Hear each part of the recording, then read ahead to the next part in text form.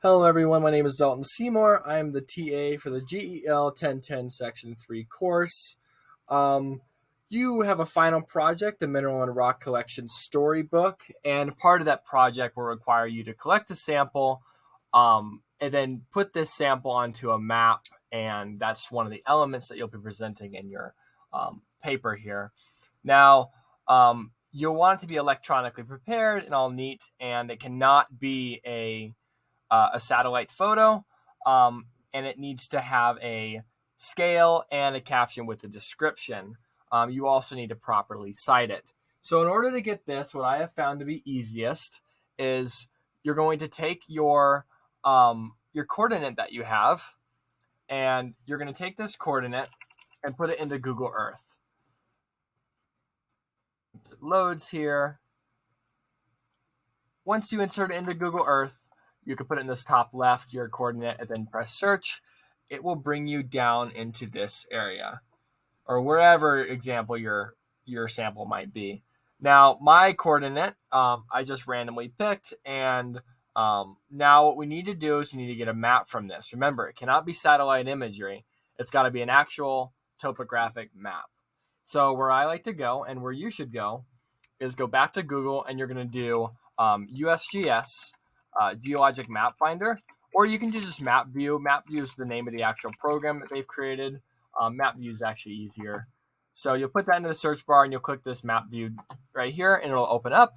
Give it a second to load, and you can take the same coordinate that you were using here, and you can insert it into this website just the same way that you did before, in this top right side though.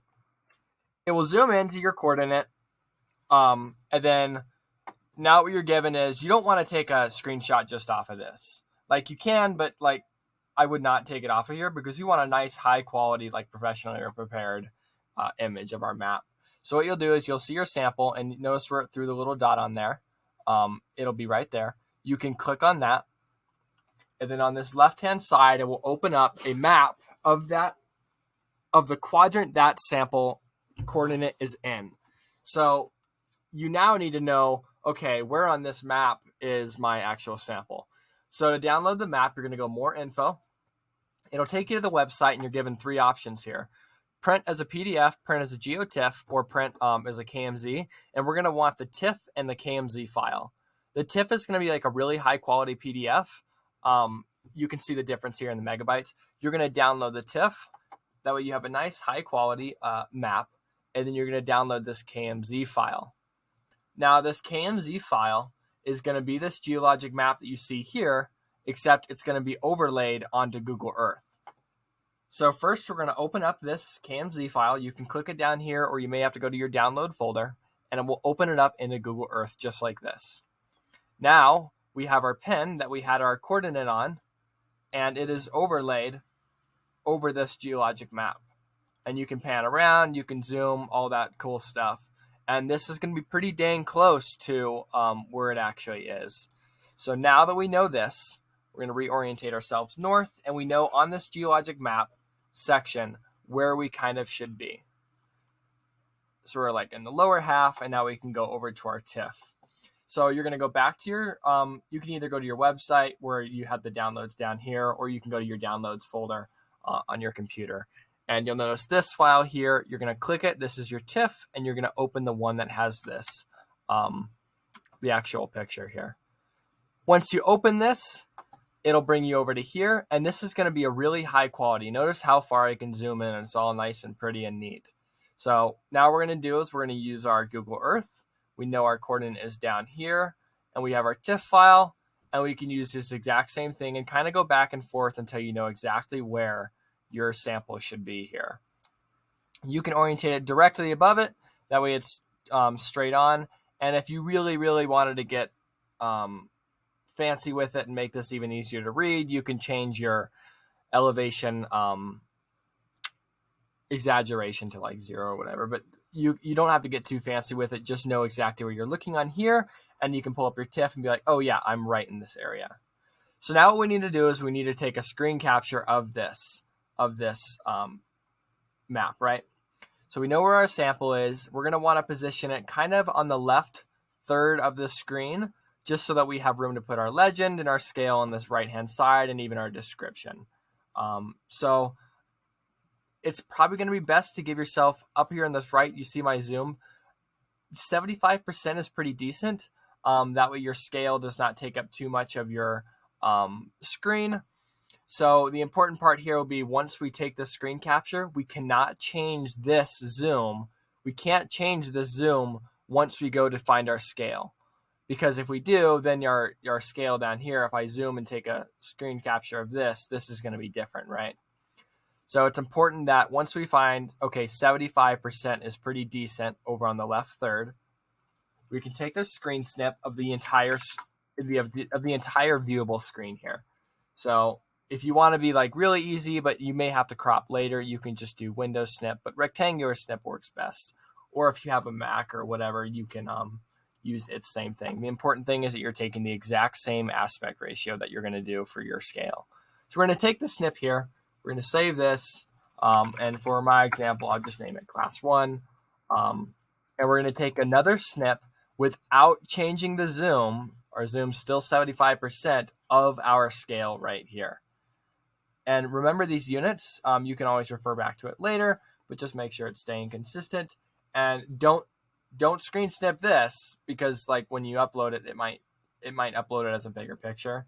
We're going to take a snip of the entire screen and then crop it down once we have them both on top of one another. So we're going to take this. We've got our snip here. We're going to save this as well. And then now, just as an extra element, we may want to know, or just for our own reference, what do these colors represent and what is the unit that we're actually looking at and pulling it out of. So each one of these colors is labeled Q, QM, QS, depending on what it is. Different units are color coded accordingly to USGS standards. But our unit here, for example, is coming out of this schist unit here, which is QS. And you can reference this over on the right-hand side. Notice the colors are the same, and notice that we also get these nice lined out unit kind of summaries. So it's important that you don't just copy this, by the way, for your sample, because your sample may not exhibit all these characteristics, right? This is an average of the unit itself. So what we can do just as an extra element is we'll take a screen snip of this just to add on to our picture. All right, so now that we have our 3 pictures, we have our small little summary of like what unit are we looking at, what map section we're looking at, and then we actually have the scale itself, okay? So now that we have these 3 elements, we're going to close these out, or I should say minimize them. And you're going to want to do this in Google Word. I found this easiest just because Paint 3D seemed to confuse things, and then Paint just, once you make a change, like you can't go back. So open up your Word document here, and then you can take these 3, wherever you save these 3, you're going to want to take your scale and your map image, and you can pull these right over onto Word, just like this. Now notice that you can't overput one over the other, right? All it's going to do is keep flipping back and forth. So what you're going to want to do is change this, the way that it asks the text to lay over top. So you can click this, right click, and do wrap text, or whatever it says, the layout options, and you're going to change this to in front of text. Now we want our scale obviously to be on top of this unit, on top of our map, right? So we can now pull it over here because we changed to the layout option to in front of text. So, and then you can also go right click and bring to front. This is already in front, so it won't ask you, but you can do bring to front. We're going to put this right over top of the other one. Notice how they're exactly the same size. That's the key here. We're going to click on it, right click again, and you're going to crop down to this scale, because we only need the scale on this map, right? And we're going to add in the unit and then this extra like datum information here, which can be important. We're going to crop all the way down so it's nice and neat, just like this. And notice now that we can move this over. And because of what we cropped it out of, we cropped it out of the exact same size picture, the scale is going to be accurate to how we are zoomed in. They are both zoomed in at 75%. Or whatever percent you choose. I found that 75% is a good ratio from the scale size to the total size of the picture. So once you get this, we're going to want to put our sample that we know where it's at onto this picture, right?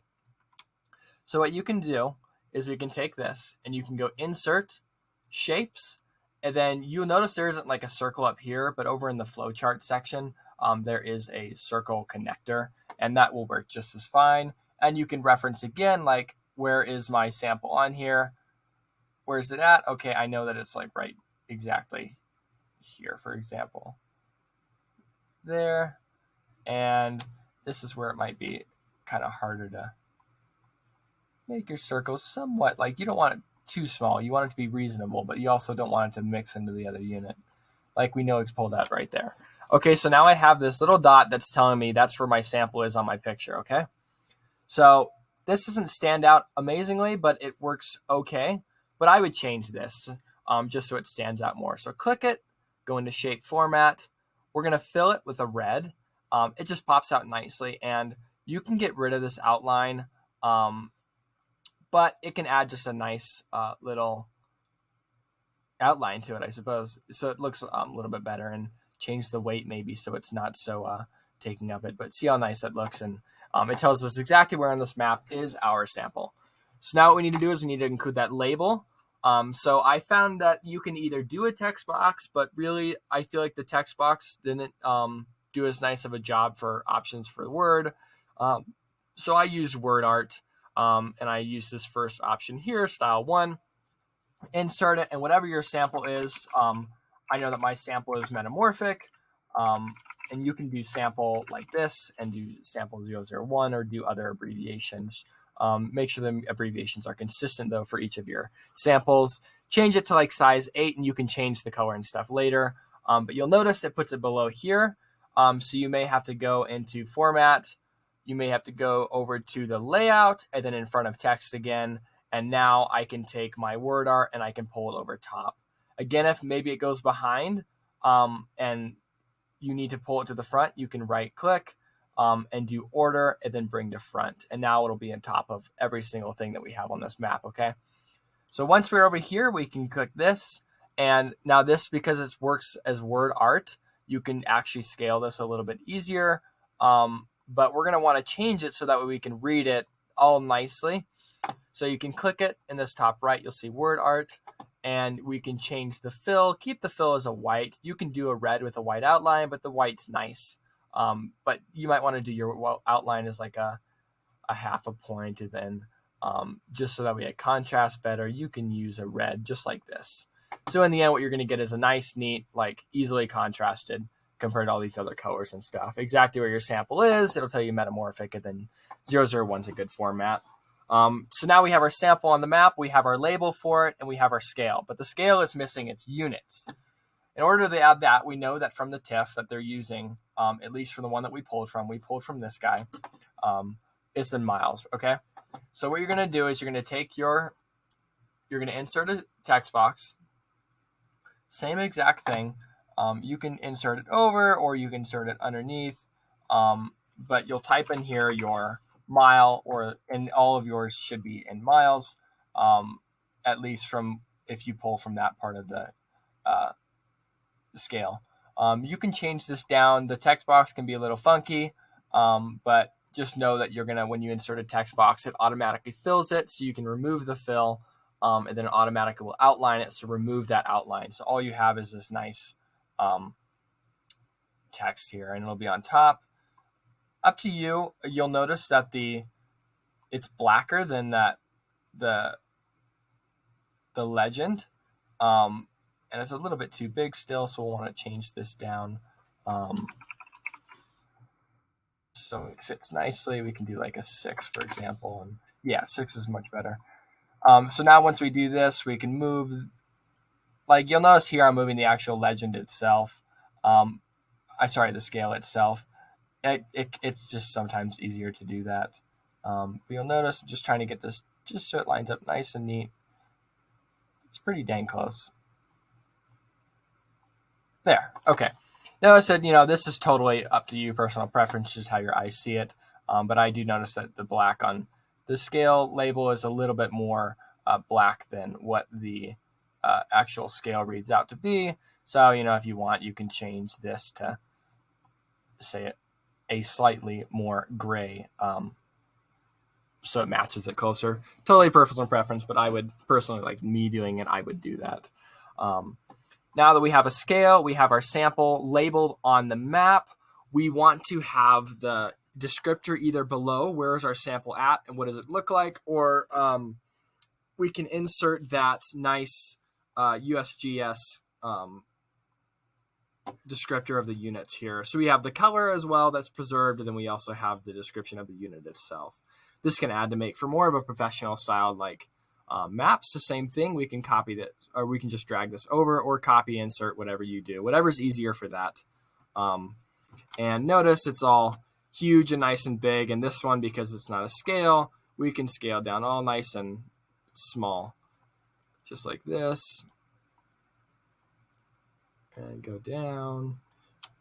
And because it is a TIFF file, remember, it's all nice high quality, so it's much more much easier to scale this down and not have to worry about the other stuff. So again, we're gonna click on this because I can't put this over top of it. Click on it, you'll notice this comes up on here for layout options, in front of text, and then with the in front of text, I can pull it over onto my map.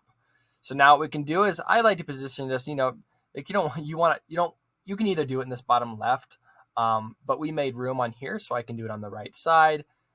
It's personal preference again. I like to do it on this right side, but sometimes if maybe I position my sample a little bit to the off center or whatever, it depends on how you think it'll look. But it's a good kind of layout is this right here.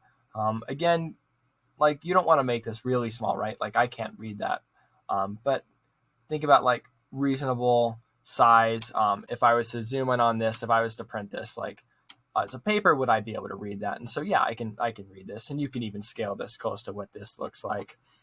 Now that we have this, one thing that I forgot to mention is maybe we want to include that this is a 1 in 24,000 scale map that we pulled it from. The contour interval is 50 feet, and our datum, that is where we start our elevation contours from, is sea level. So it might be important to include this information, right? So easy fix, all we have to do is move this up, because we know we want to have some space below it. We can change the crop size so that the crop is not cropping down so much, so we have some room to write below it, just like this. Move this guy back down here, move our mile back up to, or unit that you had back up to where it should be, just like that. And we can insert a text box just the same as we did before here over top of it. Just so you know, Helvetica is the standard font for the USGS publications, from as far as I know. And so when you're typing in here, you can change that. And it is all in all caps. So we can do this. We know that our elevation contour is 50 feet. And then our datum is sea level. And I'm just typing this in, but you can't see it because the text box is too small at the moment. So what I'll do is so I can see this better, make it all nice and big. And notice it didn't work properly. We're going to go here.